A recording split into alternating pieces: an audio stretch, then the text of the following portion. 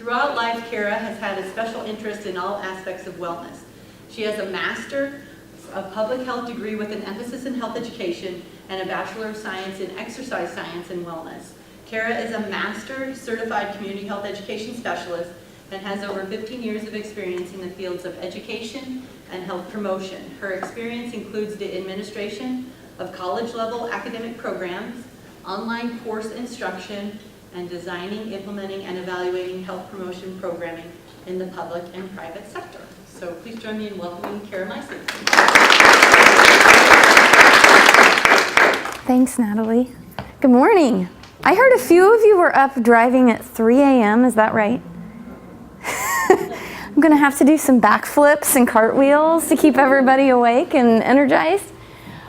Just a little, first of all, I apologize for the adjustment in the scheduling. I have a 2-year-old and an almost 5-year-old. And so the younger one's a little under the weather, which inevitably that always happens when you have some big commitment that you can't reschedule. So thank you for your understanding on that. I have always been passionate about wellness in general. I oversee a program at Nebraska Methodist College. It's a master's in health promotion and wellness, and it really caters to people that want to work as a health educator in a public or private sector as a wellness coordinator. And so I do this on the side as part of my job for fun because I love motivational interviewing. I've been trained as a health coach in a different type of a coaching program, and then I also have taken a lot of MI training. I'll call it MI for short today, just so you know, since it's kind of a long mouthful. But I really like this piece of what I do, and it really energizes me. So I hope for some of you that might be a little sleepy, that rubs off, and you're excited too to be here. So just a little bit briefly about what we're going to do. Oh, on the handouts, I'm going to pass around the PowerPoint. The copy of the PowerPoint slides, the background, I ended up changing because it's so hard to read, but my contact information is on here. You just can't read it. So if you ever want to email me or ask me a question, the Gmail account is fine to use too, and it's a lot easier to read. You guys have these, don't you? So here's the PowerPoint slides. Let me know if I'm not giving you quite enough. I see some familiar faces this morning, so that kind of is exciting too. Some old friends and some people I've had in training before. No. And we'll make new friends with everybody else I haven't met. You took a little survey. Did everybody have enough? We need one more. Okay. You took a little survey before the training, and I was looking at your input and your results. And it sounds like we have a number of people that haven't had a lot of training in motivational interviewing, though you may have been working in a capacity as a coach for a while. So I want to make sure that I'm not going over some of the intricate details of how to do MI. So I'll make sure I balance that with a lot of practice for those of you that maybe know the basics already, but really want the practice. And essentially, what I'd like to do is cover this morning with breaking things down step by step. And then this afternoon when we come back together, I really want to spend that last hour and a half or so just letting you practice with different partners and scenarios. So that's a little bit about what we're looking at for the day. Here's our learning objectives. Basically, we're going to identify the strategies that promote behavior change, which for some of you this will probably be a review, but it's always nice to have it fresh and top of mind. We'll define the MI concepts and then learn the skills needed to implement the approach. So for some of you that may be more beginner, don't hesitate to raise your hand and say, going a little too fast, or, for those of you that are experts, help chime in and make our discussion more enriching and share some things you've learned along the way so that we can all learn from each other since we kind of have a mix of different experience levels. And then we'll do a lot of practice of the approach and work on improving your individual comfort level with the various skills needed to implement MI, okay? So to kind of get everybody moving a little bit, especially those of you that were up early, I want you to first think of a person in your life who made you feel rejected, defensive, or someone who you avoided. Maybe someone that was just not a real great motivator for you, whether it was a coach, a teacher, maybe someone at work that was a supervisor, hopefully not a parent, but I suppose it could be. And then I also want you to think of someone who had a profound positive influence and what it was about them that made them so great and helpful for you. And then once you've thought of some of the characteristics that each of them had, I'd like you to come up and list the positive influence, what was motivating about that person, and then the non-motivating factors about the person that was maybe made you feel kind of lousy, okay? So I'd like everyone to get up. The markers are right here. Again, you don't have to jot down their name or anything. I just want characteristics.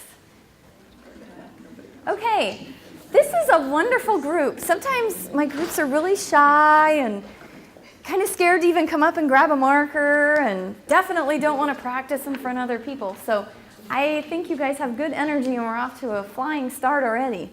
So what you have here for some of the, for the positive influence people in your lives, what was motivating? You listed encouraging, easy to talk to, positive attitude, helpful, showed interest, understanding, taught me I can do it, forgiving. That's a good one I haven't seen before. Determination to do something, humble, empower person, listened, eye contact, constructive criticism, affirming, encouraging, positive, and welcoming. So a lot of this, some of this is the nonverbal. For those of you that listed welcoming and affirming and listened, what sorts of, like, can you give me an example of that scenario where that really bubbled up and made you feel like that person was really focused on you and wanted to help you? It's up there a few times.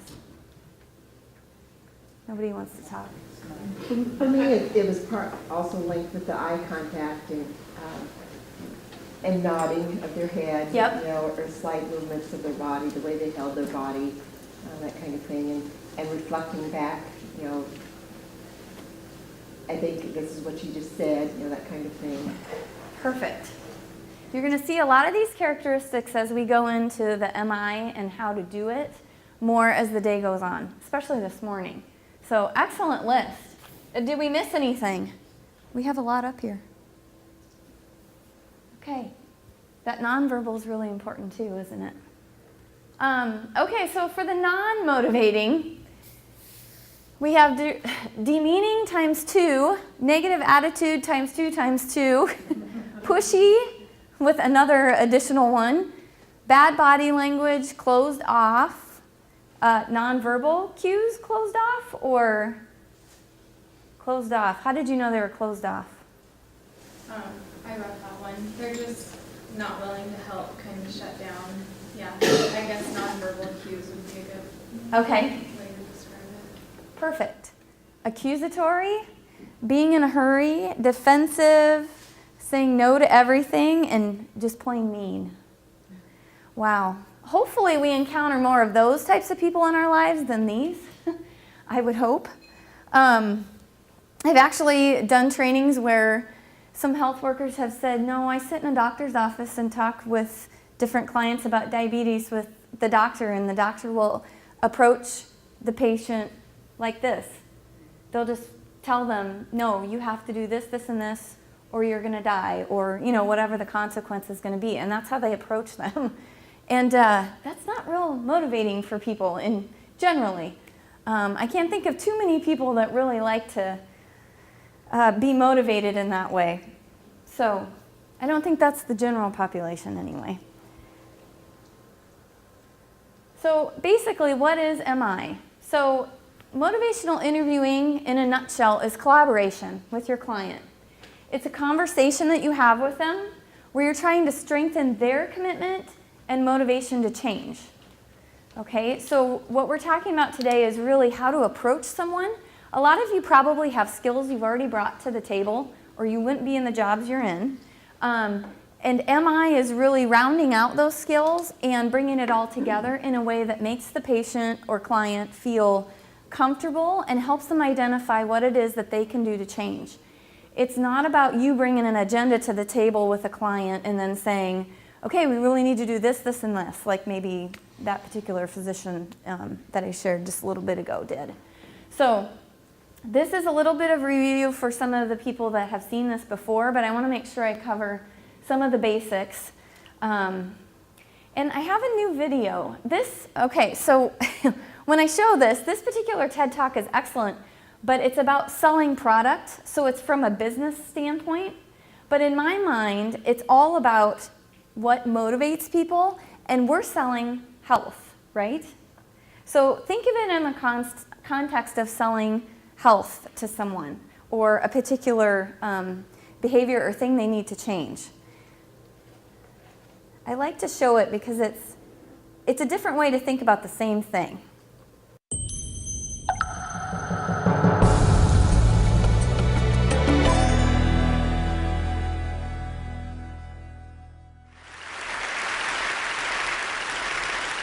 I need to make a confession at the outset here. A little over 20 years ago, I did something that I regret, something that I'm not particularly proud of, something that in many ways I wish no one would ever know, but that here I feel kind of obliged to reveal. In the late 1980s, in a moment of youthful indiscretion, I went to law school. Now,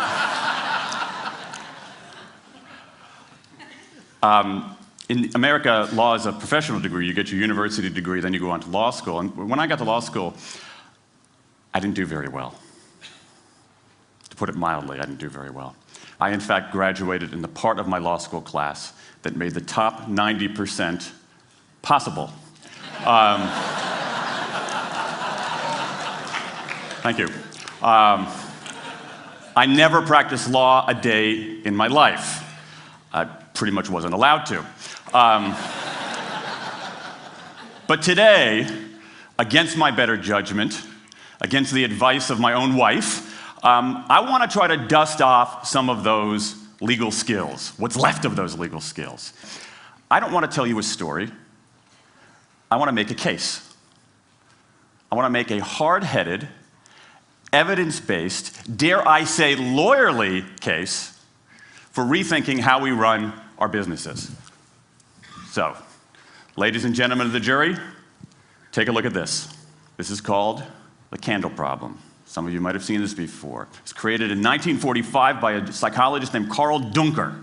Carl Duncker created this experiment that's used in a whole variety of experiments in behavioral science. And here's how it works. Suppose I'm the experimenter. I bring you into a room. I give you a candle, some thumbtacks, and some matches. And I say to you, your job is to attach the candle to the wall so the wax doesn't drip onto the table. Now, what would you do? Many people begin trying to thumbtack the candle to the wall.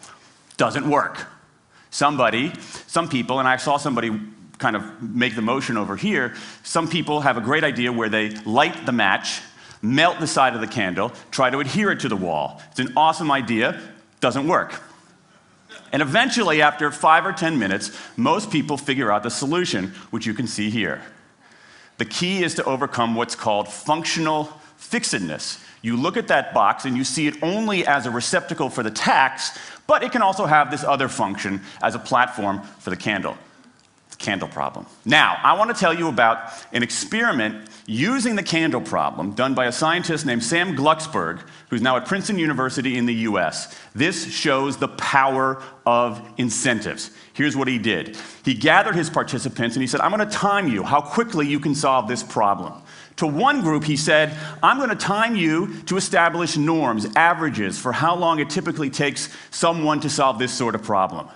To the second group, he offered rewards. He said, if you're in the top 25% of the fastest times, you get $5. If you're the fastest of everyone we're testing here today, you get $20. Okay, now this is several years ago, adjusted for inflation. It's a decent sum of money for a few minutes of work. Okay, it's a nice motivator. Question, how much faster did this group solve the problem? Answer, it took them on average 3.5 minutes longer. 3.5 minutes longer. Now, this makes no sense, right? I mean, I'm an American. I believe in free markets. That's not how it's supposed to work, right? If you want people to perform better, you reward them, right? Bonuses, commissions, their own reality show, incentivize them. That's how business works. But that's not happening here. You've got an incentive designed to sharpen thinking and accelerate creativity, and it does just the opposite. It dulls thinking and blocks creativity. And what's interesting about this experiment is that it's not an aberration. This has been replicated over and over and over again for nearly 40 years. These contingent motivators. If you do this, then you get that, work in some circumstances, but for a lot of tasks, they actually either don't work or often they do harm. This is one of the most robust findings in social science and also one of the most ignored. I spent the last couple of years looking at the science of human motivation, particularly the dynamics of extrinsic motivators and intrinsic motivators. And I'm telling you, it's not even close. If you look at the science, there is a mismatch between what science knows and what business does. And what's alarming here is that our business operating system, think of the set of assumptions and protocols beneath our businesses, how we motivate people, how we apply our human resources. It's built entirely around these extrinsic motivators, around carrots and sticks. That's actually fine for many kinds of 20th century tasks. But for 21st century tasks, that mechanistic reward and punishment approach doesn't work, often doesn't work, and often does harm. Let me show you what I mean. So Glucksberg did another experiment similar to this, where he presented the problem in a slightly different way, like this up here. Okay? Attach the candle to the wall so the wax doesn't drip onto the table. Same deal. You were timing for norms. You were incentivizing. What happened this time? This time, the incentivized group kicked the other group's butt. Why? Because when the tacks are out of the box, it's pretty easy, isn't it? If-then rewards work really well for those sorts of tasks, where there's a simple set of rules and a clear destination to go to. Rewards, by their very nature, narrow our focus, concentrate the mind. That's why they work in so many cases. And so for tasks like this, a narrowed focus where you just see the goal right there, zoom straight ahead to it, they work really well. But for the real candle problem, you don't want to be looking like this. The solution's not over here. The solution's on the periphery. You want to be looking around. That reward actually narrows our focus and restricts our possibility. Let me tell you why this is so important. In Western Europe, in many parts of Asia, in North America, in Australia, white-collar workers are doing less of this kind of work and more of this kind of work. That routine, rule-based, left-brain work, certain kinds of accounting, certain kinds of financial analysis, certain kinds of computer programming has become fairly easy to outsource, fairly easy to automate. Software can do it faster. Low-cost providers around the world can do it cheaper. So what really matters are the more right-brain, creative, conceptual kinds of abilities. Think about your own work. Think about your own work. Are the problems that you face, or even the problems we've been talking about here, are those kinds of problems, do they have a clear set of rules and a single solution? No. The rules are mystifying. The solution, if it exists at all, is surprising and non-obvious. Everybody in this room is dealing with their own version of the candle problem. And for candle problems of any kind, in any field, those if-then rewards, the things around which we've built so many of our businesses, don't work. Now, I mean, it makes me crazy. And this is not, here's the thing, this is not a feeling. Okay, I'm a lawyer, I don't believe in feelings. This is not a philosophy. I'm an American, I don't believe in philosophy. This is a fact, or as we say in my hometown of Washington, D.C., a true fact. Let me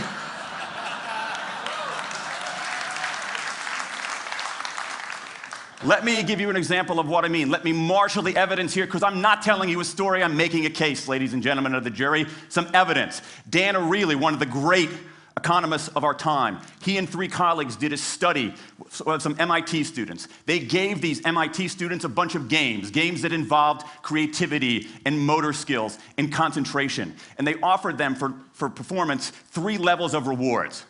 Small reward, medium reward, large reward. Okay? Do really well, you get the large reward, on down. What happened? As long as the task involved only mechanical skill, bonuses worked as they would be expected. The higher the pay, the better the performance. Okay? But once the task called for even rudimentary cognitive skill, a larger reward led to poorer performance.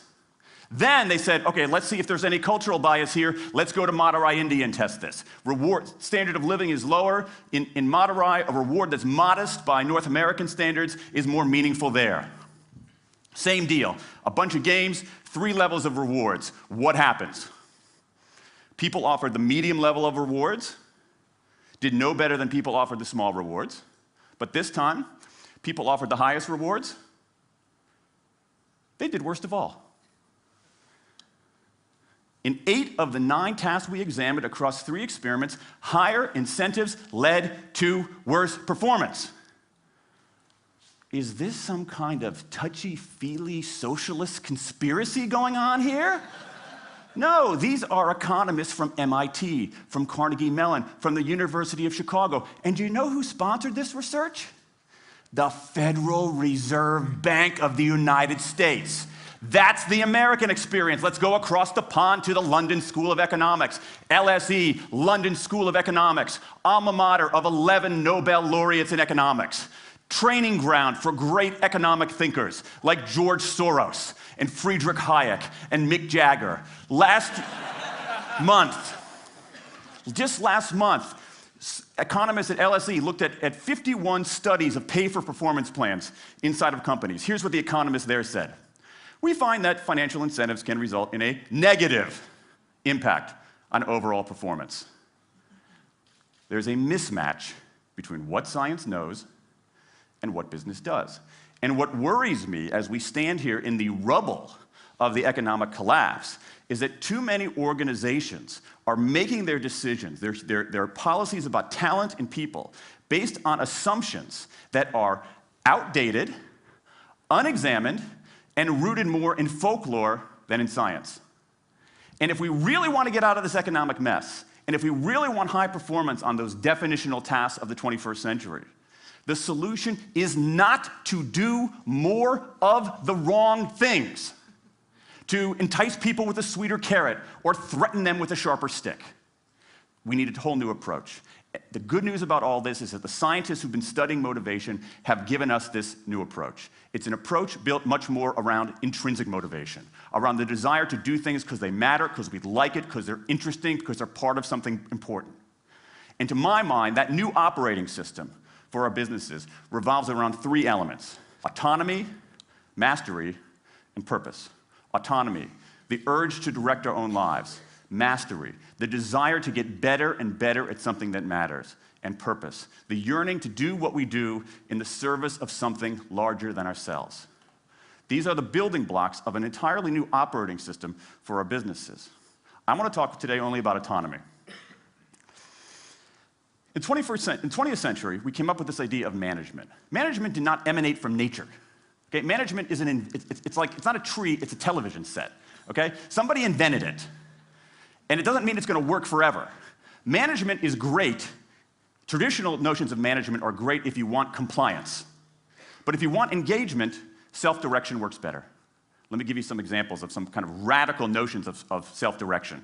And what this means, you don't see a lot of it, but you see the first stirrings of something really interesting going on. Because what it means is, it means paying people adequately and fairly, absolutely. Getting the issue of money off the table, and then giving people lots of autonomy. Let me give you some examples. How many of you have heard of the company Atlassian? Okay, looks like less than half. Atlassian is an Australian software company. And they do something incredibly cool. A few times a year, they tell their engineers, go for the next 24 hours and work on anything you want. As long as it's not part of your regular job, work on anything you want. So the engineers use this time to come up with a cool patch of code, to come up with an elegant hack. Then they present all of these stuff that they've developed to their teammates, to the rest of the company, in this wild and woolly all-hands meeting at the end of the day. And then, being Australians, everybody has a beer. They call them FedEx days. Why? Because you have to deliver something overnight. It's not bad. It's a huge trademark violation, but it's pretty clever. That one day of intense autonomy has produced a whole array of software fixes that might never have existed. And it's worked so well that Atlassian has taken it to the next level with 20% time, done famously at Google, where engineers can spend 20% of their time working on anything they want. They have autonomy over their time, their task, their team, their technique. Okay? Radical amounts of autonomy. And at Google, as many of you know, about half of the new products in a typical year are birthed during that 20% time. Things like Gmail, Orchid, Google News. Let me give you an even more radical example of it. Something called the results-only work environment, the ROW. Created by 2 American consultants in place at about a dozen companies around North America. In a row, people don't have schedules. They show up when they want. They don't have to be in the office at a certain time or any time. They just have to get their work done. How they do it, when they do it, where they do it, is totally up to them. Meetings in these kinds of environments are optional. What happens? Almost across the board. Productivity goes up, worker engagement goes up, worker satisfaction goes up, turnover goes down. Autonomy, mastery, and purpose. These are the building blocks of a new way of doing things. Now, some of you might look at this and say, that sounds nice, but it's utopian. And I say, nope. I have proof. In the mid-1990s, Microsoft started an encyclopedia called Encarta. They had deployed all the right incentives. All the right incentives. They paid professionals to write and edit thousands of articles. Well-compensated managers oversaw the whole thing to make sure it came in on budget and on time. A few years later, another encyclopedia got started. Different model, right? Do it for fun. No one gets paid a cent or a euro or a yen. Do it because you like to do it. Now, if you had, just 10 years ago, if you had gone to an economist anywhere and said, hey, I got these 2 different models for creating an encyclopedia. If they went head-to-head, who would win? 10 years ago, you could not have found a single sober economist anywhere on planet Earth who would have predicted the Wikipedia model.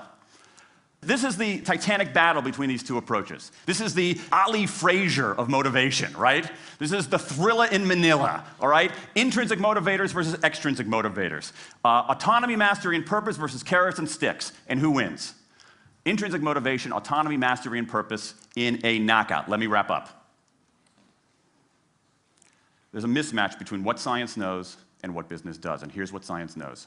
1, those 20th century rewards, those motivators we think are the natural part of business, do work, but only in a surprisingly narrow band of circumstances. 2, those if-then rewards often destroy creativity. 3, the secret to high performance isn't rewards and punishments, but that unseen intrinsic drive, the drive to do things for their own sake, the drive to do things because they matter. And here's the best part. Here's the best part. We already know this. The science confirms what we know in our hearts. So, if we repair this mismatch between what science knows and what business does, if we bring our motivation, notions of motivation, into the 21st century, if we get past this lazy, dangerous ideology of carrots and sticks, we can strengthen our businesses, we can solve a lot of those candle problems, and maybe, we can change the world. I rest my case.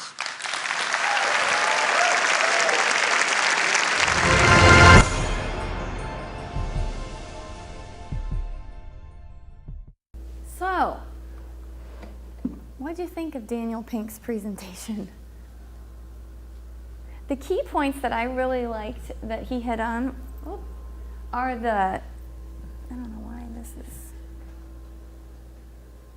The intrinsic motivation, because that's really what we're looking for when we're sitting down with a client, is finding out what motivates them internally and respecting the autonomy that they're bringing something to the table and they know what they need to do. You probably, most of the time, if you're meeting a client, they know why they're there, I would assume. And so they'll know that you have a bit of an agenda, so to speak. You want them to be healthier in some capacity, and they're there because they want to receive some sort of service or, you know, whatever it may be, support from you. What you're really looking for is breaking down and going a little deeper than just the original obvious agenda of what you're trying to do. So, for example, you might be, you know, counseling a patient that needs to lose 25 or 50 pounds. Well, you can see when you're looking at respecting someone's autonomy and what really intrinsically motivates them that, well, they may be good with just trying to be a little more active right now. They're not even thinking in the realm of, I need to lose 25 or 50 pounds or whatever it may be. We're really good at selling the big final punishment. So I used to work in tobacco prevention with Tobacco-Free Nebraska and some local health departments, and I was on a grant for quite a number of years.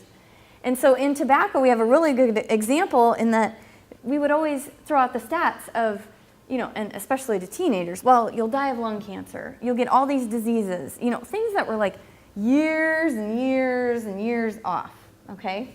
Well, when you break it down then and you're trying to target teens and you start focusing on the right now, like, well, your clothes are going to stink and all your friends are going to smell that if they're not already doing it too. Or you'll get wrinkles, or some of the things that register more for their generation, then you're starting to get to what their intrinsic motivation is, and you can actually communicate with them a little bit and get your message across. Sometimes we speak in these huge generalities. You know, the whole diet industry, look at how many books are out there and programs. You know, and they're coming from a standpoint of the carrot and the stick, you know. They're making their money because we're driven with this carrot and stick idea. And you see this a lot. I heard a number of you work in work sites and wellness. You see this a lot in the wellness field in general, that we use the carrot and stick philosophy when really what we need to do is break it down and dig a little deeper and find out what it is that internally motivates a person and then start from there. You might still get the same end result, and more than likely you'll be more successful at getting that result, but you might need to take a step back and respect the autonomy of the person and start a little simpler, and start with things that they're motivated to change. So, anybody have any other insights that they thought were interesting from his talk? Yeah. I used to be a teacher, and I can say that you could, we would do all kinds of reward systems for reading numbers of books or behavior and all those things. And generally, it was only the very ones that were already doing those kinds of things that earned the rewards. The ones that they were trying to get excited about reading or behavior would still not do it. Yes, that's an excellent example. Could you all hear that? Okay. That's an excellent, perfect example. And it works with all ages. Who wants to be told, you know, what to do, essentially? I have a 2-year-old, you know, starting from our infancy, no one wants to be told what they need to do. And generally, a lot of us probably know. My 5-year-old could tell you that because he tries to test it every day, you know. So I think what MI really does is try to harness that autonomy and respect that and work with that intrinsic motivation and pull that out. Because sometimes, and we probably catch ourselves in this too, we're not always sure what it is and where to start. We have an idea of where we want to be. We all have personal goals, of course, but it's kind of honing in and figuring out where to start and what's doable and accomplishing something so that you build that self-efficacy a little bit, that self-confidence. So you'll see some of the replication here. The spirit of MI is really about the collaboration with the client, the evocation, digging up what it is that really intrinsically motivates them, and then respecting that autonomy. You bring the expertise to the table on whatever specific health issue or topic that you're dealing with, but they bring the expertise on themselves. So say they've tried dieting or whatever it may be, an exercise program, 10 different times before. And they had really good success at one point with one way of doing it, and all the other 9, nothing, no success, really struggled. Well, they're bringing that to the table, so we need to respect that there's probably some insights they have, and we have some things we can share too that maybe together will help them be more successful. So these are the principles of motivational interviewing, and you'll find this all in the research. Expressing empathy, that's really, for those of you that haven't heard this talk before, that's really about you expressing with the client that I hear you and I respect you and accept you and what you have to say and what you're bringing to me. That's a lot of what you saw on this list, okay? These people were being empathetic towards you, which was motivating, okay? The supporting self-efficacy, that's really helping. Sometimes clients come and they don't realize just some of their positive qualities and the success they have had, and it's helpful if we can help them identify that or point that out for them, okay? Because self-efficacy is really their belief that they can accomplish something. And sometimes people are really feeling deflated and defeated, and if we can help capitalize on maybe that one time they did an exercise program or nutrition program and did have some success, we can help them see that and build that a little bit. Essentially, it all still has to come from inside them, and that's what self-efficacy really is. Developing discrepancy. So that's really listening for the client to argue that a change needs to happen. A lot of times I'll do trainings, and some of you have sat in this before, and there's clients that have to come to you for some reason and don't really want to be there. And so they are like a brick wall. There is no, especially I hear this a lot with diabetes, they're not even there. They're not ready to change. They don't even want to be talking to you. And so it's really helping them argue for some sort of change. Now, I will warn you that sometimes the change that they start with, maybe that first initial time they meet with you or first couple of times, it might have nothing to do with what you wanted them to accomplish for their diabetes. It might be just something at home. Maybe they have transportation issues, maybe they've lost a job, or there's some budget problems. And so maybe they're starting with some sort of change in that realm before they can even get to thinking about eating healthier, for example, or taking their meds on a regular schedule, okay? And then rolling with resistance. Really, in MI, there should not be a lot of resistance from the client. So if you're hearing resistance, and we all know what it is, it's kind of how you feel when you're meeting with that non-motivating type person or when you were with them. So when you hear that, it's your cue to back off a little bit and maybe take a step back and start, a different track with the discussion, or dig a little deeper on a previous concept because they're not quite with you yet. I always say MI is like dancing in a ballroom where you're alongside the client. You might be gently leading them in some aspects, but really it shouldn't feel like you're pushing them around the dance floor, okay? So if you're feeling that resistance like that, then that's your cue to back off and take a different approach, or take the conversation back a step. So everyone is more than likely familiar with stages of change. If you work in health education and health promotion, you've probably heard about stages of change a lot. So I want to do a quick activity so that you get a chance to practice if you're a veteran at MI, and if you're a little bit newer to it. I want everyone to think of some sort of health issue or change that you are considering right now, okay? And more than likely, you're not going to be in pre-contemplation because that says you're completely unaware of the problem. So I anticipate most of you will be somewhere along contemplation all the way up to the maintenance phase. But think of that health issue, and then I want everyone to come up in the front, and we're going to line up on a continuum basically from the pre-contemplation that no one will be in all the way to the maintenance phase. Where are you in that change process? Is it just something you're starting to contemplate and think about? So you'd be over here. If you've been doing a weight loss program and 6 months or more and you're really kind of set and maintaining everything, then you'll be at this end of the spectrum. Okay? So I'd ask that everybody come up and line up first. And then I'll give you the next set of directions after we're all organized.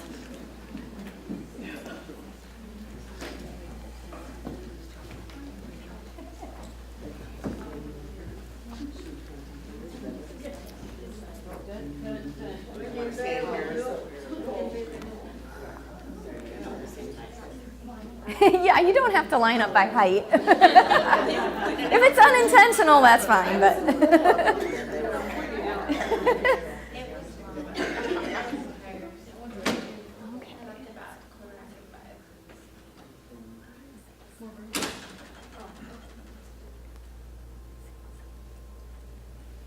I think we have an even number. So this will work out perfect once we have one more come back from the restroom. So what I want you to do is, in the little bit I've told you, if you're a beginner, about the spirit of MI, I want you to talk and converse with the person that's next to you about their health issue. If you, raise your hand if you're more of a beginner and haven't done any sort of training before. Okay, so if you can, in your groups, try to pair up with someone that's had some training before. It'll be helpful because then you can see how they're doing it and learn a little bit from them. And they might have some interesting insights for you and some suggestions too. But just without knowing a whole lot yet about the details of how to do MI, just do the spirit of MI. So you're respecting the other person's autonomy, you're trying to dance along the ballroom floor, talk to them about their change that they're trying to make, and counsel them as though you would, kind of like you would in your job with a client, okay? And I'll give you about 10 minutes, and then we'll switch, okay? So one of you will be the client first and then the other.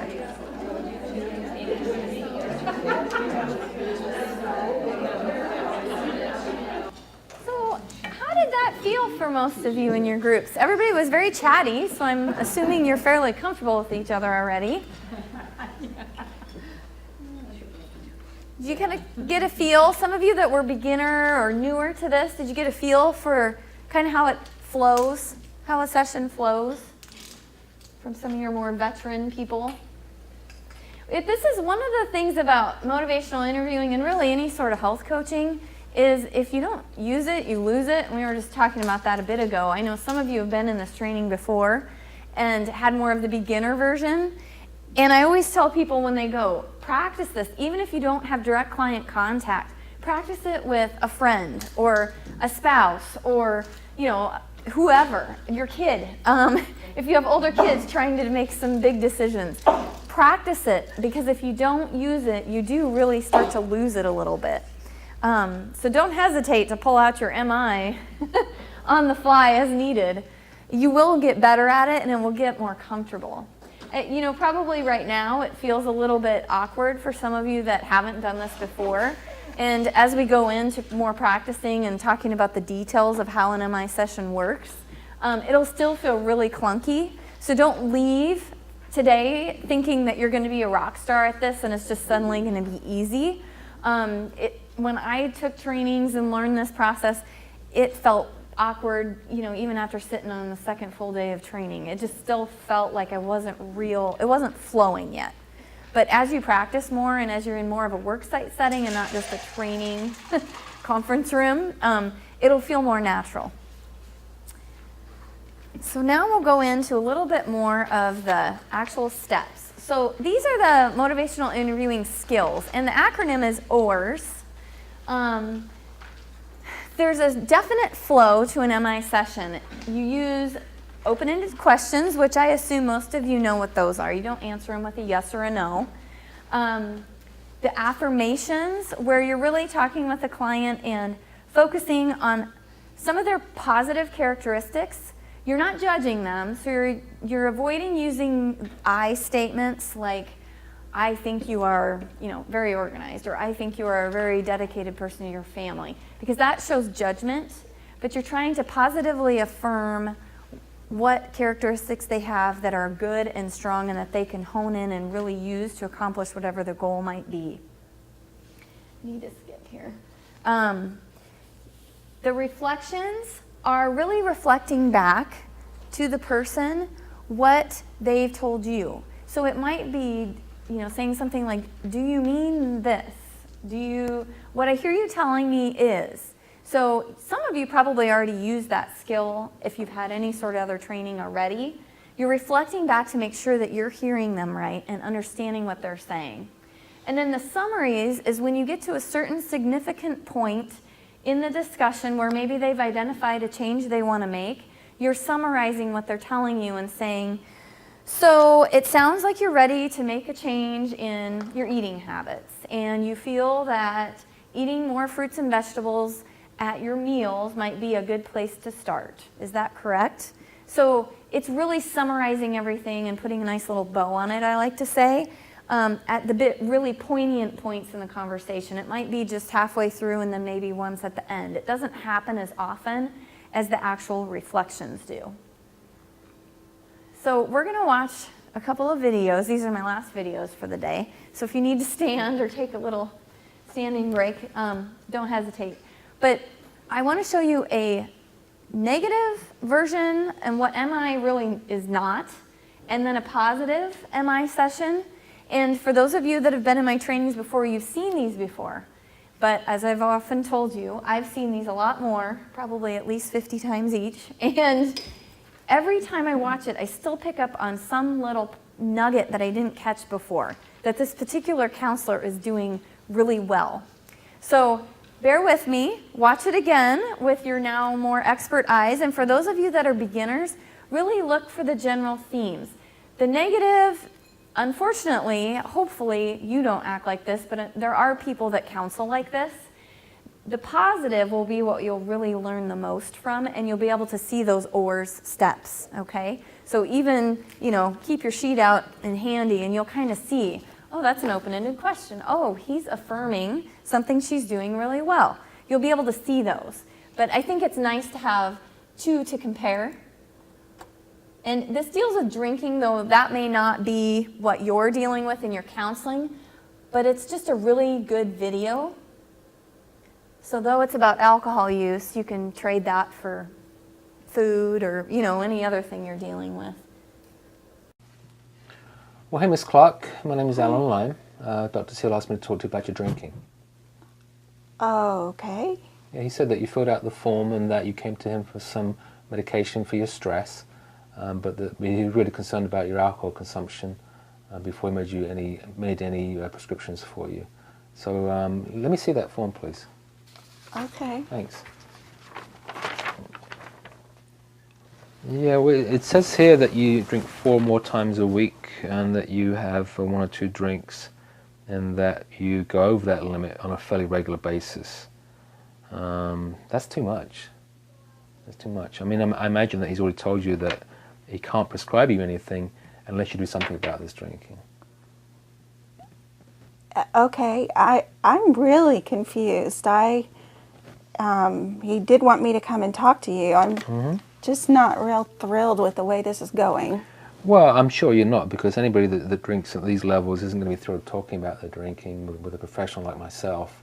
What we know is that if you continue to drink at this rate, you're probably going to wind up drinking more and more, and I imagine that's his concern, is you're going to wind up to be an I alcoholic. didn't think I was drinking that much. I mean, 1 or 2 glasses of wine Well, how big a is the night. glass? I mean, this is a typical glass, which is 5 ounces of wine. But what I know is that most people drink a lot more than that. So Well, I'm pretty sure that your glass is bigger than that one, wouldn't you say? you're not in my household. You don't know what I drink. Yeah, I know, but it's about that size, maybe a little more. I've never been in a house where they have these stem glasses. That's only at restaurants. Most people have tumblers, so I imagine that's what I'd find if I opened your cupboards. Yeah? Oh, no. Well, anyway, so what he said was that you came to him for some kind of benzodiazepine, something for anxiety, and we can't prescribe anything like that if you're drinking at these levels.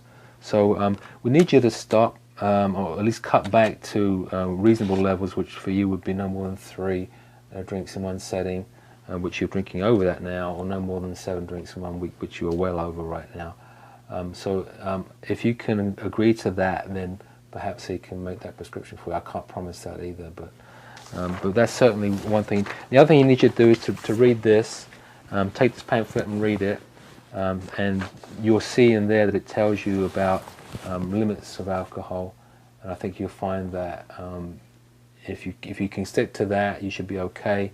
He may be able to prescribe you the medication at that point. I'm not sure. I can't promise. But if you do have problems, and I suspect you may have problems cutting back to those levels, then we can make a referral for you to a counsellor to come and talk about your increased drinking. So, you have any questions for me? No questions at all. All right, well, thanks. And I'll tell Dr. Seal that you came in and that you were reasonably compliant and that you said you'd follow through. You can tell him whatever you want. All right, thanks. He's a real peach, isn't he? What did you notice about his session with her? And what did you notice about her? She wasn't very happy. Did you pick up on the body language? Yeah. So I've seen this one a whole bunch of times, and I learned more from the positive one, I'll be honest, the next one. But this negative one I noticed, when he gave her the pamphlet, she like looked at the cover and then laid it back on the couch instead of actually like even just holding on to it, like, you know. What else did you see? Anything? I think she was blindsided. Yeah. If you notice at the very beginning, and it cut off a little bit, so he just kind of jumped right in with, this is, you know, why you're here, and she was kind of, you know, oh, okay, really? You notice her body language? She shifted in the chair, crossed her arms. I don't think she was probably cold. I think she was ready to leave before he was done. It looked almost like she was getting her first ready to go. Yeah. I actually showed this once, and I made the mistake of saying, and hopefully you've never encountered anyone like this in your work site or the work that you do. And I've since learned not to say that, because there have been people that have deadpan said, yeah, actually I do work with someone and this is exactly what they do. Which just makes me really sad, because think about all those people you engage with that were not motivating and all the things they did to make you feel just yuck. And these are people that are supposed to be counseling them to be healthier and better. So I don't say that anymore. It just makes me feel sad when someone does say, yes, I do know someone that does that. Okay. So this is the good version, okay? And this one you'll really learn a lot more from. It's nice to see the whole MI session strung together. And you'll notice it takes longer. This one I think is 8 or 9 minutes or something, and the other one was like 3. Well, hi, Ms. Clark. My name is Alan Lime. I'm a social worker at the Family Health Center. Dr. Seal asked me if I would spend some time with you today. I'm really glad that you're here. I'm just curious as to why he would send you to me. Mm-hmm. Well, I came to see Dr. Seal last week because of increasing stress and anxiety that's kind of getting the best of me. And in the course of my appointment with him, he was asking how I was dealing with that stress. And I mentioned that my 1 or 2 glasses of wine a few nights a week is turning into more frequent, and maybe 3 or 4 on some nights. Okay. And he had some concerns about that, and felt like maybe you could help me with stress or something. Yeah, so he asked you to see me because you went to him for increased stress, and he's concerned that your alcohol consumption may be a part of that increase. And prior to prescribing you anything, he wanted to make sure that you at least had someone to talk to about that. I suppose. Okay. I saw that you filled in one of the pink sheets. May I take a look at that? Yeah, he told me to fill that out and bring it with me. Okay, thank you. You say here that you have 4 or more drinks in 1 week. You mentioned that you may be increasing that a little bit as well, and that you have 1 or 2 drinks in one setting. Typically. Yeah, and that maybe monthly you have more than that. What kind of drinks do you have? What do you drink when you typically drink? Wine with my meals. You know, again, 1 or 2 typically, and more frequently 3 or 4 since my stress has increased. So it's starting to increase. You're starting to drink a little more. Okay. Well, based on what you put here, it gives you 6 points on this scale. The scale ranges from 0 to 40. So 6 points will put you in what we would consider an at-risk zone. So if it's okay with you, let's just talk a little bit about that. Okay. Okay. So the at-risk zones, say it runs 0 to 40. It's not a super high risk, but it certainly could be a risk for maybe increasing stress, maybe some physical ailments related to alcohol as well. Could start to show up if you were to increase your drinking from there, or even stay there. This is a typical standard drink size over here. I'm not sure whether that fits your description of a glass of wine or not. I filled a glass up, so maybe a little more than that. Yeah, maybe that little space at the top. So perhaps a drink and a half each one. So that would also increase a little bit more. So perhaps maybe drinking more than you indicated on here. And for a woman, healthy woman your age, no more than 3 drinks in one setting is considered to be lower or no risk, and no more than 7 in 1 week. 7 total in 1 week? 7 total in 1 week. And what you say here is that even on this sheet, you were perhaps already drinking more than that. So what do you make of all that? That's news to me. You know, I thought red wine with your meals is supposed to be healthy, and you know, no more than 7 in a week. That seems kind of prohibitive. Yeah. It seems a little less than perhaps you've been drinking, or what you consider to be healthy drinking. And certainly there's conflicting information out there about what's healthy and what's not healthy. I imagine the increased stress is what concerned Dr. Seal. As your stress increases, and if he were to prescribe you anything, there may be some interaction between the two that would also be a concern for him, I would think. So if you would, what is it that you like about alcohol? Well, you know, it does, at least in the moment, temporarily reduce my stress. And I, you know, like a good glass of wine. I don't drink the cheap stuff. I like the expensive. Right. So you like the taste of it, and it does help to lower the stress, even if it's just for that time you're drinking. What are the not so good things about alcohol for you? Well, you know, the nights that maybe I have a couple more glasses than I should, I wake up feeling kind of yuck. And, of course, part of my stress is finances, and I mentioned I like the good stuff, and so if I'm drinking more, then I'm increasing my financial burden. Yeah. So your financial stress may be increased by the fact that you're drinking. Yeah, kind of. Defeating the purpose kind there. Catch-22 there, drinking to reduce stress and increasing stress at the same time. So on the one hand it lowers it, and on the other hand it's increasing it, kind of like a seesaw, teeter-totter effect there. What do you make of that, given that on one hand it lowers and the other hand it increases, and now it's increasing even more? And maybe I need to find some other way to deal with my stress. Yeah. And I imagine you've had some thoughts of that. What have you thought of trying, if anything? Well, I've exercised in the past, and that helps. Right now, my schedule is kind of out of whack, and I just really don't know what to do. That's why I came to see Dr. Seal. I thought maybe he could prescribe me something that would help me, you know, when I'm feeling overwhelmed. And he may be able to. I'm not saying that he cannot. I'm just imagine that he's concerned that if you continue to drink on the level that you are drinking, that whatever he prescribes you, there may be an interaction with the two. I imagine that's his concern. I'm not completely sure. So you've had some success in the past with changing behaviors, and if you were to decide to make any changes here, it sounds like you could draw upon that to make those changes.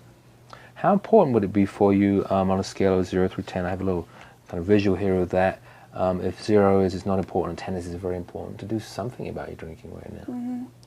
Well, I mean, if it means that it's increasing my stress, and or he's not going to prescribe me anything because of my drinking, then it's fairly important, maybe about a 7. That's pretty up there. Why did you choose a 7, not a 5 or a 4? Well, again, I've got to get things under control. You know, my kids are dependent on me, and I've got to go to work to help ease this financial stress, and so, you know, all those responsibilities. So there's a lot riding on your decision here on what to do with this. What, if anything, will bring it up to an 8 or 9 on that scale? Well, the risk that you mentioned about the drug interaction, I certainly can't afford to, you know, have any more stress. So. Yeah. So you choose to lower your stress rather than increase it, and if lowering your drinking would have that effect, that's something you'd be willing to do right now. How confident are you that you could do something about your drinking? I'm pretty confident. You know, probably about a 7 or an 8. Okay, so it's pretty high up there again. And what if anything would you choose to do? Would it be to cut down? Would it be to quit? I'm just curious about where Well, you are. like I said, I like a good glass of wine. I don't want to quit altogether. I'd be willing to try cutting back. But now, if Dr. Seal would agree to prescribe me something for the anxiety, and it meant that I had to not drink at all, I'd be willing to do that at least for a period of time. So you'd be willing to stop altogether if that's what was indicated by the physician. Okay. So based on that, how ready are you to do anything right now, whether it's to cut back, whether it's to quit? Well, again, if I can get something to help me manage, if maybe I can find some other way to deal with the stress, then I'd be pretty ready. Again, maybe about on that scale, maybe an 8. Okay, so that's pretty high up there as well. It sounds as though you're pretty motivated to do something about this right now, given your responsibilities, given your children relying on you at this point, and just on lowering your anxiety in general. It sounds that that's one of your goals as well.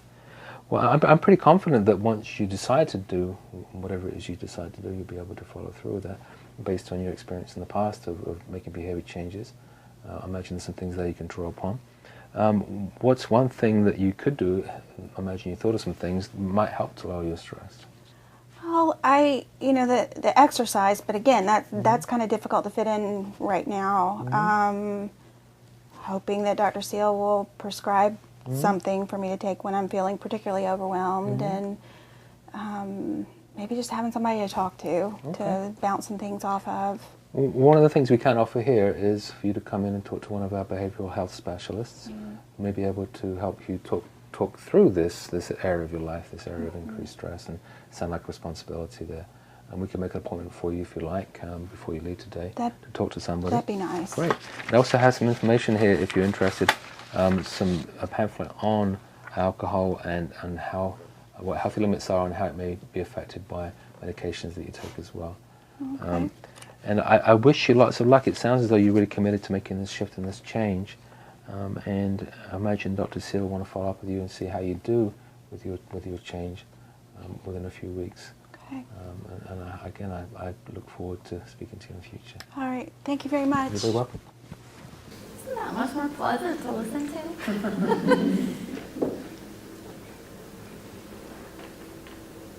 It's a lot to take in, especially the more you start learning and knowing and feeling comfortable with MI. There's a lot going on in that session that you can really pick up on and learn about. What did you notice? What stuck out to you the most right off hand? He seemed empathetic. Yes. Very empathetic. He wasn't making assumptions like on the first day. Yes. You noticed when she came in, he said, so why are you here today? Even though he might have known or assumed. Someone else back here. I was just going to say that, he let her tell him why she was there. Yeah. Let her set the tone and the agenda at first. Trying to give her the ownership. Yep. So the body language was different now? Yes. Yes, she was much more open. Anything else you noticed? He also was not giving her a lot of solutions. He was letting her kind of talk through it and come up with those solutions herself. That discrepancy, yep. He was helping her navigate that discrepancy. Because that's always kind of a tricky thing to kind of explain. But he did a really nice job of that, helping her navigate that.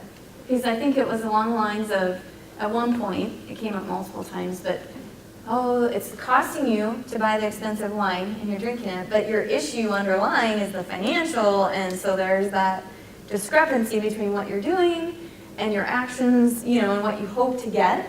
So he was helping her identify that, but she was the one that said it first, you notice, and then he reflected back to her and said, yeah, it's kind of a, kind of catch-22. Anything else that you thought was really interesting or stuck out to you?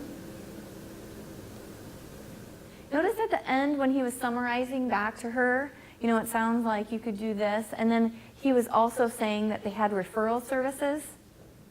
That's one thing I do want to point out with MI, we are not trained, well, most of us, I don't think anybody in here anyway, was as a trained mental health practitioner or counselor.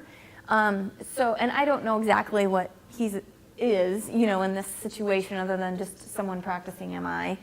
But we need to understand that it's something that we're learning as a technique, but once you have someone with issues that requires some sort of counseling or needs to be referred to a different service, maybe it's a domestic violence situation or something with finance that's really not your expertise or something you do in your agency, we need to make sure that we kind of, I don't want to say, push the person out a little bit to reach out to the other professionals, but offer that and know our limitations. And a nice way to do that is, I always like, if you don't know what to do, I always like the ask approach. So if you feel like you're in over this person needs help beyond what you can do, it's always nice to ask and say something to the effect of, it sounds like there might be some other issues going on with your stress or, at home that we could offer some services, or I know an agency that could offer some help or assistance to you. Would you be open to that? Would you like, the contact information? And let them say yes or no. But it's a nice way to say, okay, we've reached the capacity of what I can do to help you in that particular issue or area. And you can still continue to meet with them about whatever it is you're doing for your job with them. But I like the ask approach. That comes up a lot. I've had other questions that have to do with, if someone asks us or wants an example, sometimes people will say, well, I'm coaching a client and they want to know what I do. Or I know another example of the same exact, type of situation where I'm coaching this client over here, but I really want to share what worked, with the present client I'm working with. And the way to approach that in a nice MI-friendly way is to say, well, I know of someone else that's gone through this. It doesn't have to be yourself. It's whatever you're comfortable with. But to say, would you like to hear what worked for them? If you're really close to them and feel like you're comfortable saying, would you like to know what worked for me in the past or one idea you might try? It's just nice to phrase it as a question. Then it's up to them to say yes or no if they want to receive that information. He used a lot of open-ended questions. I'm not going to go through this in super detail. The affirmations, well, it sounds like you're really, doing this well. I think building on things that don't have to do with the present situation are helpful. So maybe the person is just terrible at managing their diabetes, but they're really dedicated to their family, so much so that they're almost too busy to take care of themselves. Probably a problem that we encounter a lot. I think it's nice to still say, well, it sounds like you really value your family and you're dedicated to doing whatever it is you need to do for your kids or your parents or whoever it is they're taking care of. So that's a nice way of affirming that you recognize they have these commitments and it is important to them, but it's not focused on the management of their diabetes, for example. The reflections, you heard him reflecting back. So it sounds like, or do you mean that, if he needed to clarify something? You heard that pretty well in the video. And am I missing? Oh, I'm missing the summary slide. So at the end is the summaries, and that's where he was really pulling it all together, and he referred her if she wanted mental health counseling, and then also said, they went through the scale. It sounds like this would be a place to start, and then hopefully the doctor will give you the medicine that you need. So I think at this point I want to take a break, and then when we come back, we're going to do an activity and practice doing a session all together. We're going to pull Aaron in and have him help us. He'll be our client, and we'll do a little MI with him. So if you take about 10 minutes or so.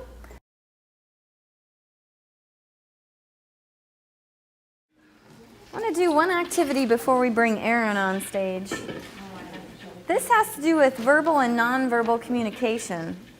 I just want you to experience what it feels like, and some of you may have done this before in a different setting, or not, but I think it's still helpful. So what I want you to do is to break up into groups of 3, and we're going to practice reflections. And you can pick someone, from close by, or you can get up and move tables, and you can move around the room. Just stay within the room if you can. And what I want you to do is, in your groups of 3, you'll have 1 speaker and 2 reflectors. And then the person that's the speaker will speak about a certain health habit or topic of their choosing. And I want one of the observers to use only nonverbal communication to reflect.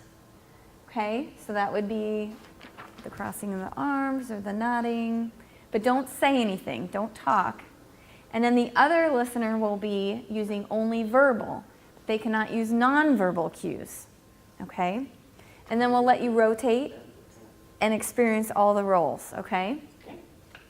So if you would, get up and find a group of 3 and move to a spot in the room where you're comfortable. You can sit or stand, and we'll practice reflecting. Okay? You can talk about any topic. If you need ideas, let me know. But we can talk about any topic. It could be your summer vacation, something you're changing in your life.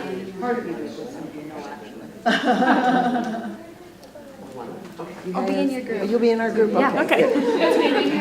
How's it going? I'm going to grab the chair. You want to grab it? Yeah. I will grab my chair. Oh, you should ask me. I did want to be with them. Who wants to? Okay, what else?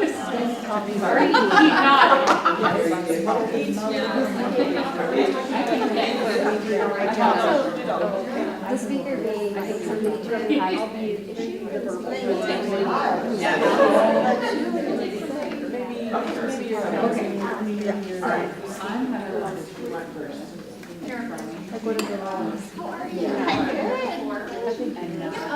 Does somebody know? You're just focusing on the reflecting. Who wants to do what first? Yep, you could talk about something health related you're trying to change. You could talk about a dilemma or something in your life. You could talk about your family vacations.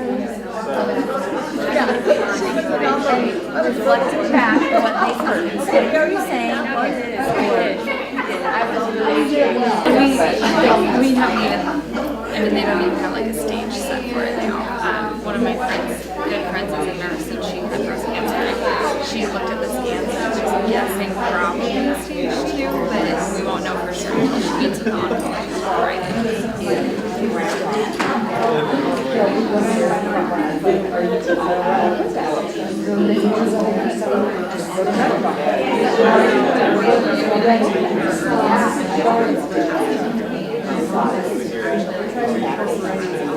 Are they aware that you are serious yourself? Have you spoken to them about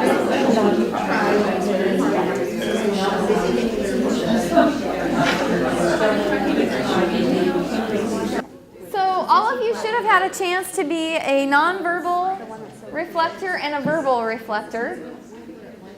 And I think being the client is always probably the easiest, so we won't dwell on that too much. But how did it feel when you were being the nonverbal reflector and you couldn't say anything? Very hard. Hard? Anything else that you found challenging or that you observed? I felt left out of the conversation. Kind of interject and be there. And I know most of us in the room are female. Sorry, you're a little outnumbered. But I think it probably as females especially, we tend to want to like jump in. I don't know, maybe you observe this about the females in your life, but we talk a little more. So we get a little chatty sometimes and always want to interject or think about the next thing we're going to say. How did it feel to be the verbal when you couldn't use any nonverbal cues? The verbal reflector. That's very hard. I failed at that. I find myself verbal cues were coming out all over the place. Did you find they were pretty accurate when you were reflecting what they were saying and kind of going along with the conversation with them? Your reflections, you know, what you heard was accurate.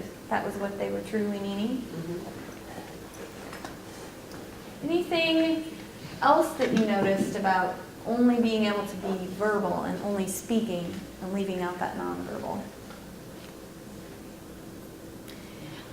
Yeah. I thought it was hard being the speaker and not being able to interact with them, like physically, because I definitely am like the person that talks with my hands a lot, and so yeah, no, and like sometimes I think to just let them know that you're there too is like just putting a hand on somebody's like arm or shoulder or whatever, and you know, I don't know, because that's always a comfort for me. So if they're giving me those cues that they're okay with that, like that's definitely a possibility, and so you know. Yeah, I completely know.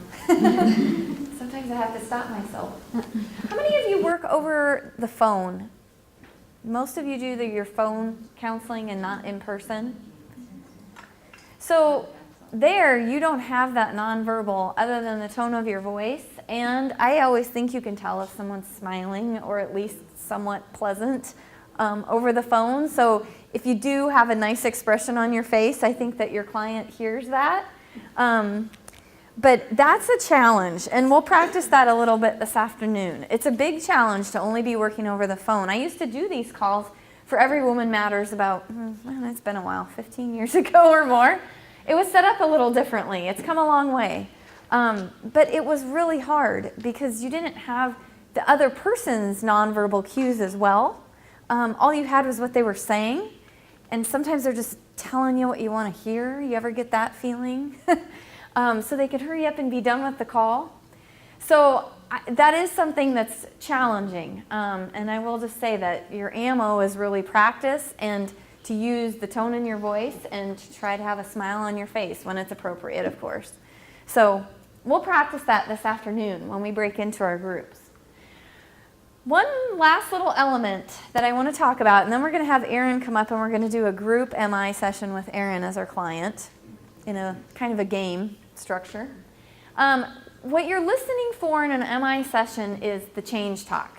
And you probably picked up on this at certain points in the video and maybe didn't really have a label for it and it probably didn't stand out a ton. But change talk is basically when the statement is stating that they're ready to change. They're motivated and committed to change. And you probably heard it when she was talking about, you know, on the scale, well, yeah, I would be at a 7 and, you know, this is why.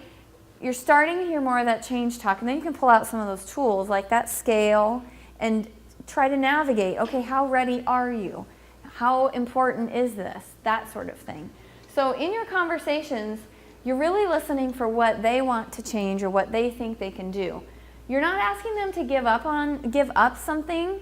What you really want to do is ask them for some other change they can make, something they can do that's positive, something they can keep, rather than swearing off sweets or giving up all their free time so they can get a walk in every day or cutting into their family time. You know, sometimes you feel like if you're going to be more active, well, then that means I can't be out playing with my kids and I'm already at work, you know, how many days a week, and you know, so you feel like you're taking something away. But look for things you can add to. So maybe it's if they want to be more active or they want to change some eating habits, could they have their kids help with making the snacks or the meals at your house and make it more healthful? You know, so they're kind of teaching something their kids too if they value their family. Or maybe it's being more active with their kids. Rather than saying they have to go for a walk or a run or a bike ride every night by themselves, maybe it's with a friend or with a family member or their kids out on the playground or something. So try to add to rather than taking away or making people feel deprived.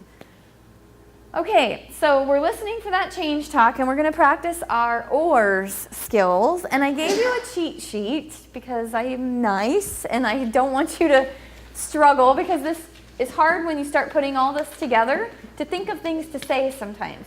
Like, you know, you need to say a reflection right here, but the words just aren't coming. So on your tables is a little handout, and this is all of the different example statements you could use. You can make up your own, feel free, but this will help guide you as you're kind of practicing the initial role plays today. So you can keep this with you all day long if you want. What we're going to do is have Aaron come up, and he's going to be our client, and I'm going to pass out little cards, and while I'm doing that, feel free to read through these sheets and kind of orient yourself with where the different OARS statements are. Pay special attention on the back side. There's a box. When you're feeling like you're not getting change talk, I don't know how Aaron's feeling today, so if he's acting really obstinate like he doesn't want to change, we might need to pull out some of the ideas from that back box. I'll just give you a little tip there. So each of these cards has an O, A, R, or S on it, and what I would like to do is I'll introduce and start with Aaron, and then each person raise your hand as you have something you want to say, and your statement should be either an open-ended question, an affirmation, a reflection, or a summary, okay? So you are whatever the letter is on your card, O, A, R, or S, and you can use your sheets if you need to, if you can't think of something to say, but it's kind of a nice group way to practice an MI session. And everyone has to take a turn, so where you feel it's appropriate, just raise your hand or your card. Yeah. Sorry, I thought I had enough, but I was kind of going off of how many places were set. No, you want to keep this. You want to take this home with you. This is probably the best handout of the whole thing.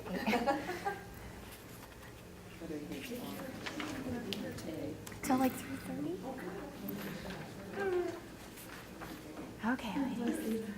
Need to get. You do that well anyway. You really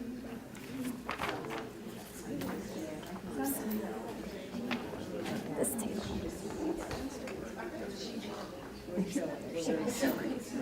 All right, and then this one. Just by our nonverbal cues? Okay, so you'll each have a turn. This is kind of fun. Where it fits in, you can feel free to raise your card and I'll come around and then you'll have the floor to make a statement or ask Aaron a question or whatever your card indicates. So, hi Aaron. Hi. How are you today? I'm doing very well, thank you. Good. I'm doing well. So, what brings you here today? Well, I have an addiction, and it's to Disney. To Disney, if you didn't hear. Okay. I'll take your card as you raise them. Tell me a little bit more about this addiction to Disney. Well, anytime I'm walking down the street or something, I just feel like busting out in music. If I'm in the hospital, I just want to yell at people, just a spoonful of sugar makes the medicine go down. Where would we like to go next? Yes? How do people react to you? People are pretty understanding. People don't get too mad at Disney. Most of them just say Hakuna Matata.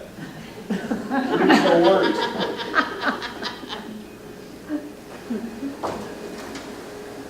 So, what made you come in today and want to change this addiction for you? Well, I realize I'm getting up there in age, and you don't get as much street cred reciting Disney stuff or respect from people. Just the bare necessities, that's what I need.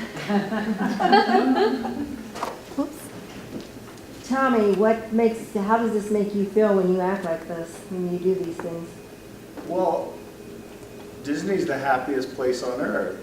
So I look around and there's so many people out there that are like grumpy or dopey or sleepy or bashful. The docs don't seem to mind. So Aaron, I hear when you come in and you're talking about this, I hear you talking about it as if it's something that really concerns you, and yet on the other hand, it's something that you are excited about doing and enjoy it. Can you tell us, really why you're here? Is it because you're concerned and you want to change?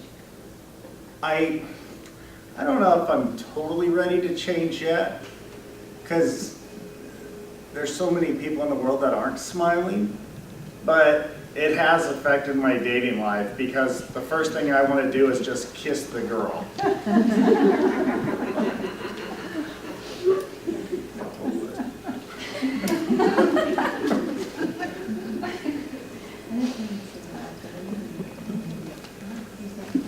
And what happens when you behave that way?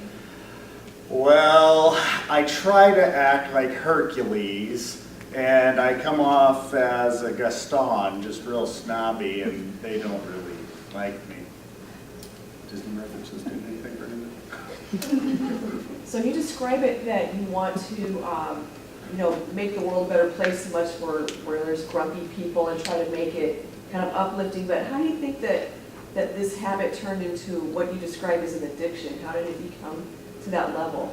Well, when I was growing up in the 80s, we had really good Saturday morning cartoons, and we had the Muppet Babies and the Gummy Bears, and nowadays it's all this Pokemon Go stuff that's just stupid. Not a jet of Pokemon.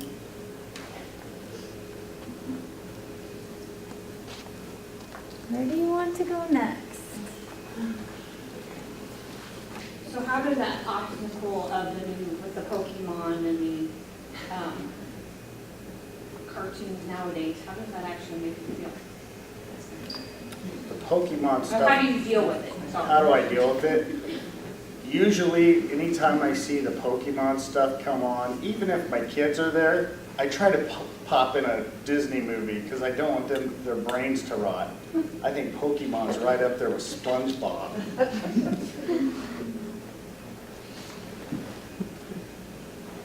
Erin, you were talking a little bit earlier about your readiness to change this addiction that you have. Where do you see yourself on that scale? Where do you fall on that 1 to 10 scale on changing? 5. Yeah. I like Disney. I just don't like standing in line. So it sounds like on one hand you would like to make a change, but on the other hand, you're still a little bit reluctant to make a change. Yeah.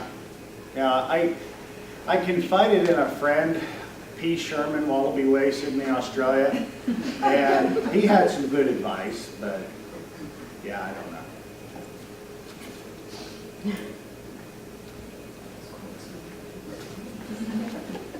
So I get a sense that you want to change to get a girlfriend. No, I've been down that road. It's easier to stay single. No Disney preference there. So it sounds like what I hear you saying is that you really enjoy making people happy. Yeah, I like it. I can see myself being a tour guide, you know. I can show you the world.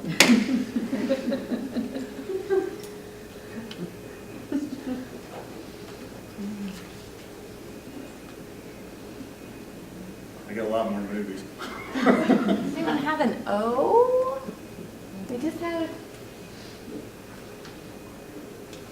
I know we have some cards over here. No O's here. Anyone else? This might be a good segue to an open-ended question. What makes you think that it's time for you to change? Well, I think a lot of it has pertained to how others see me. And as you grow older, you want respect, and most people just see me as Dumbo.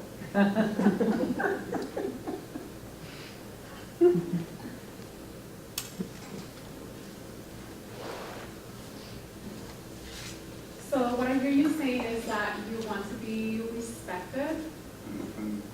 Yeah, that's the goal. But it's not easy. I mean, I think what I do is fine, but it's a small world after all, and you know, some people don't like it.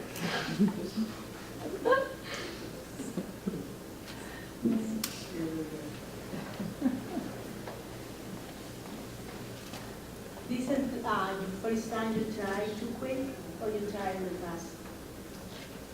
I tried in the past, but you know, I hang around with a lot of people that are happy or goofy, and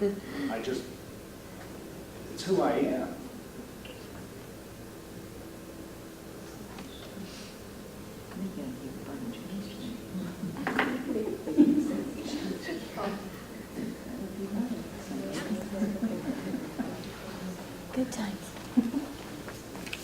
I get the sense that you're really having a personal struggle with your desires to be devoted to your Disney passions, but yet maintain respect with others, other relationships. Can you say that again? I get the sense that you are struggling with your own personal desires, you know, your own personal passion for loving Disney and everything Disney, but that you're struggling with, you know, the effect that it has with others that you're relating to that maybe don't have your passion. Yeah, you know, that it's a healthy mix of, well, maybe not even healthy mix, but there's a lot of people that love Disney, and then there's a lot of people that don't. But at the end of the day, I'm my toughest critic, and I look in the mirror on the wall, and I ask who's the best of them all, and, you know.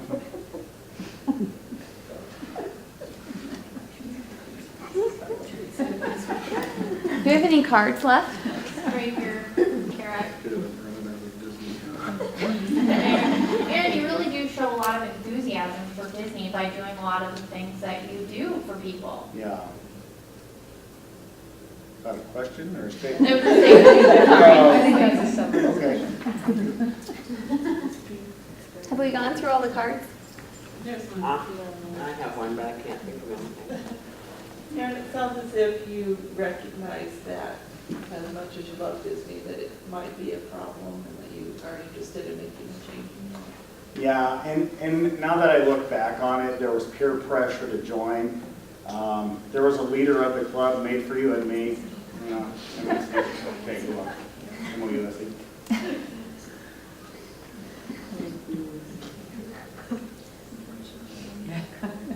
We have just one R left. I feel like we need an open-ended question about, is there any small thing you think you could change in your behavior that would move you towards being still happy and able to bring joy to people, but be respected a little bit more? I think if I were to maybe tone it down in the workplace, where my peers think I just goof off, and maybe use those talents to maybe volunteer in the community, maybe at like a local playhouse or something, and use my talents there. Maybe that would go a long way. Do you ever think of becoming a professional clown? They make good money. Actually, when I was going through chemotherapy back in 2004, this is not ad lib anymore. I actually, one of the people that was going through chemo with me, I used to dress up in crazy pajama pants and bow ties and all this stuff. And the lady next to me was 72 years old, thought I was absolutely charming and said she would hire me. And I was like, for what? And she owned a clown troupe, so. That's funny. So, and I do have on Twitter, I have about 6 producers from Comedy Central. The biggest producer I have following me right now is the guy that's writing, if you have Netflix, Fuller House, the spinoff of Fuller House, he's following me. So I'm getting some possibilities of, yeah. So we just had some change talk before our little segue here. So with that change talk, what would be a good way to reflect back or summarize what he just said so we can kind of wrap up our session with Aaron? He talked about some baby steps. So we just need to pull out and summarize at the end. Does anyone feel comfortable doing that?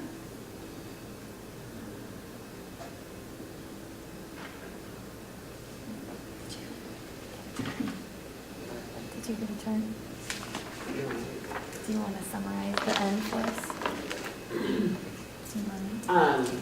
So Aaron, in summary of our discussion today, what I heard you say is that you want to be happy and you're looking for respect, and you may be concerned about your addiction to Disney, but I heard you may have ideas on things that you can use to help with your respect and happiness, that perhaps there may be some advantages to having the love for Disney that maybe you're not completely willing to back away or give up at Disney. Yeah, I could see myself really working in the community and being like a big brother and joining one of those programs and really helping mentor the youth as well in the area. So, yeah, I do think there's positives with having, you know, I guess it's an addiction. But yeah, I can totally see myself making that change.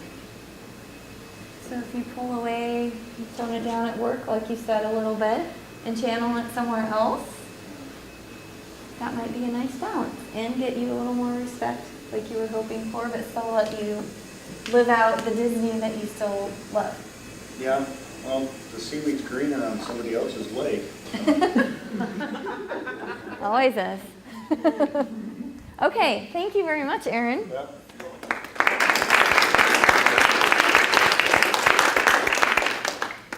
I'm just glad we didn't have brownies this time.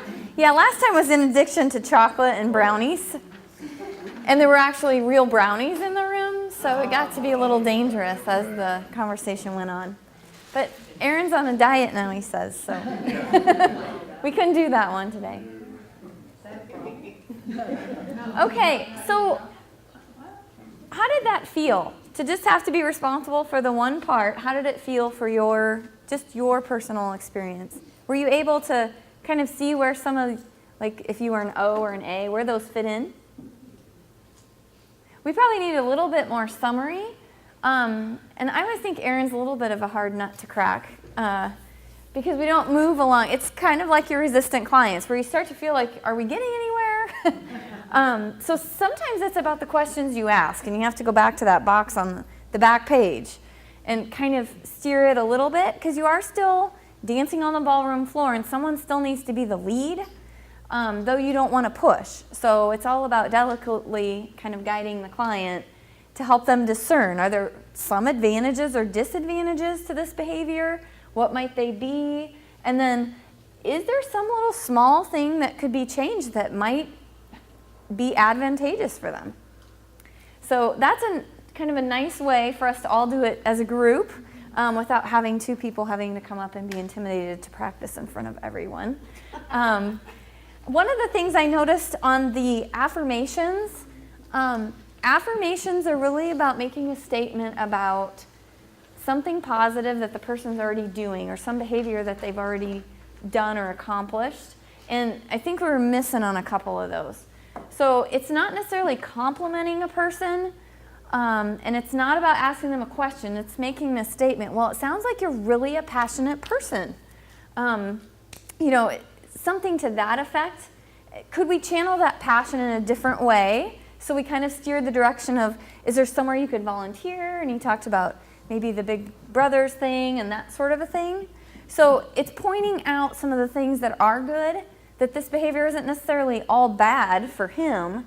It's just it needs to be properly channeled, okay? So this was a tough one. I give you guys credit. You did a nice job.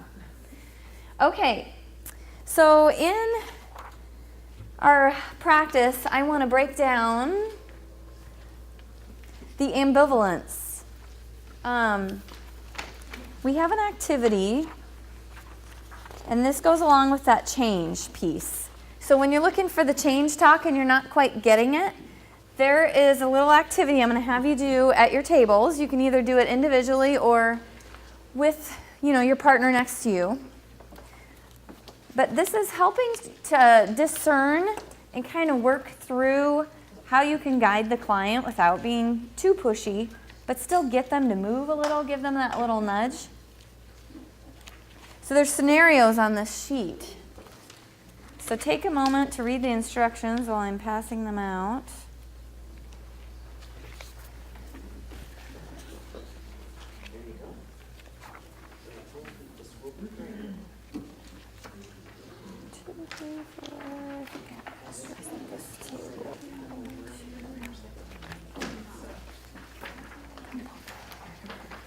Is there somebody here? Okay.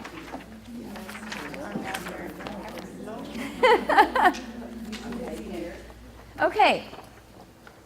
So you'll see, this is actually some training material from the National Institute that promotes motivational interviewing, which is a very well-researched approach. And so there's lots of different training materials, and you can find all sorts of resources on their website. But I like this exercise because it makes you sit and think. And I know a lot of people learn in different ways, so we've done a lot of practice and role playing. And now I want you to actually think it out and write it out as you're discussing at your table, or if you want to work by yourself. And it just helps you process it in a different way and reinforce the concepts. So there's a strategy called I CAN, and it's an acronym, and it stands for the summary portion of what you're doing. You're indicating that this is a summary. You're identifying the change talk that came from the client you were working with, and their ambivalence, and then asking about the next step. So kind of like what I was doing at the end there, when we were kind of feeling like everybody's cards were done, but we didn't have closure. And so it was pointing out that it sounds like, this is still an advantageous thing and you really love Disney, but maybe you could tone it down in one area, and you said you'd like to volunteer in another, and helping go through those steps. So that's a strategy called I CAN, and that's what this outlines.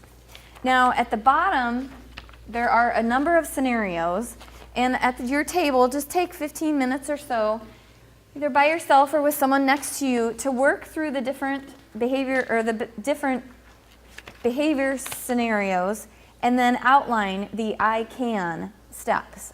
And you're not going to hand this back. It's just something to get you thinking. So you can just jot, short sentences for each of the statements. You don't have to write out a paragraph or anything. But it helps you kind of think through how you would navigate that, because that is the one thing that people say is the hardest, is when you have someone that you just feel like you're not getting anywhere with. So this is that. This is a way to work through that. So just take 10, 15 minutes, and then we'll come back together after that and we'll share what we have. And if you get stuck, let me know. But now we're writing it out instead of practicing it verbally. So for you that learn by writing, this might be helpful. Think of it as the person, the client, stating kind of the pros and cons to this behavior that they're practicing or doing. So the ambivalence is, well, there are some advantages to not changing. It might be that you really love Disney and you still want to bring happiness to people, but that there are some downfalls too, that then people maybe at work, if you're like that, see you as less professional. Okay? So the ambivalence is that kind of the pros and cons, that there is an advantage to keeping the behavior, but there's also some advantages to changing it. Let's go through the ones here that are a little more applicable probably to what you deal with in your work setting. That first one deals more with working with youth and studying, and the second one deals with the writing. So let's go through 3, 4, and 5. Statement 3 is probably a little just more personal. We probably have all dealt with a relationship that needed some communication improvement. Would anyone like to share what they wrote as a strategy for their summary for statement 3? I don't want to have to pick. Anyone have something good? Thank you. I would say it sounds to me like you've identified some of the problems that have been going on with your relationship and things like that, and that's probably how I'd start, and then I'd go on from there with the change talk. Okay. How would you ask for that next step? They've identified the problem. They feel something needs to change. I'd ask them, I'd be like, so what exactly do you think needs to change, and how do you think you guys can work on it? Yeah. So willing to separate the relationship. Excellent. Perfect. Thank you. Anyone else want to share? Okay, let's do statement 4. That was the consideration of the medications scenario, which I'm sure you've probably run into, some of you anyway. Anyone have a good response for that one? For your summary? Okay. It appears you're concerned with your health as you stopped medications in the past and you acknowledge that you're not feeling well has become a health concern. Okay. Excellent. So, did you identify their change talk? I haven't yet, but I think you could kind of go along the lines of, I would dive into acknowledge what side effects they might encounter and kind of evaluate that a little bit too. Okay. So, you know, they're sitting at home, but they have gone out and they've talked to you. So there's a little bit of an effort there. Yes. So they're doing something towards it. So then it's asking for that next step. You know, what might be something you could change, or what might this look like? I always like so what would it look like 6 months from now if you were feeling better? And then sometimes you can work backwards from that and say, okay, so what would be one small thing you could change now?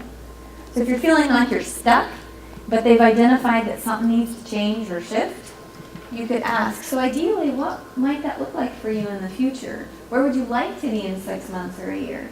And then go back and pick one small Or trying to help goal. them find something to help with the anxiety instead of medication. Yes, exactly. Okay, and did you have the statement 5 one? Statement 2. Oh, you had statement 2? I wanted you to share that, even though it didn't pertain as much to us in our work. But you had a really good outline of what you would say. So Victor's going to share on statement 2. So it has to do with the writing, because I just caught part of this conversation and I thought it was excellent. It sounds like you are concerned about your productivity, and you also mentioned that you have to do it for your toast, but things keep coming up. You said that you haven't been productive the last few weeks. What can you do to be productive like you were before? Ding, ding, ding. Excellent. Good job. Because they had some success before. So, yeah, pointing that out and then saying, could you pull on that and use that now? So, excellent. Okay, anyone want to share number 5 real quick? It's on the eating healthier. That's like a common daily issue we deal with, isn't it? We could all use probably a little guidance, assistance, motivation. I know, I see some number 5s written down. Anybody from this table want to share? Well, I wrote, one of the things that I wrote is just, I would say it sounds like that you're really wanting to make some changes. You know, can you tell me about, what things you have thought about doing? Yep, perfect. It's just exploring what would be the next step. What have you thought about doing? And then pull from that. And then I said that it sounds like part of you're feeling okay about part of your eating schedule and habits, but you're struggling with the evening time, so that's your focus of concern. Yes. Because when we're looking for that next step or that change that we're trying to eventually get them to leave the session trying to do, we're looking for something small. It doesn't have to be big. In fact, research would tell you it's better to start small. So it doesn't have to be, I'm going to go out and overhaul my eating habits, in next week. It could be something really small and simple. We want to build their self-efficacy, so we want to start small. So just pulling out a little nugget, maybe something that's worked before, maybe something they haven't tried, but you could offer as an idea based on what they're telling you. So think it can just be small little things to change.